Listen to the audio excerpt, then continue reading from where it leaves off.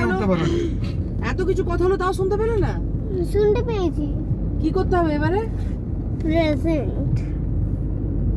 Present করতে হবে school every day. School কোনো কারণে আর অ্যাবসেন্ট করা যাবে না।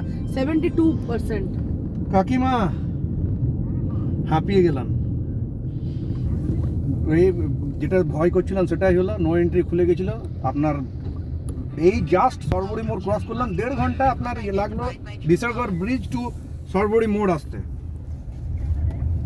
নো এন্ট্রিটা খুলে গেছে 12টার, যেটা আমাদের 12:30টার সময় পৌঁছানোর কথা। এখন আপনার সরবরি থেকে মানে রঘুনাথপুর আপনাদের ঘর আরও এখনো 14 কিলোমিটার। মানে যাবো ডাইরেক্ট লাঞ্চ করতে যাবো, আপনারা রেডি হয়ে যান। ওই লাঞ্চ করতে গিয়ে গল্প টল্প করবো, ঠিক আছে? কি এক টাইম নিয়ে বেরিয়েও হলো না, ভেবেছিলাম 1টার মধ্যে ঢুকে যাব। একদম মানে একদম হ্যাঁ কিচ্ছু না কাকিমা। আমরা খিদে পেয়ে গেছিল শিবির, কলা কিনলাম, গাড়িতে কলা রাখা আছে, সবাই মিলে কলা খেলাম।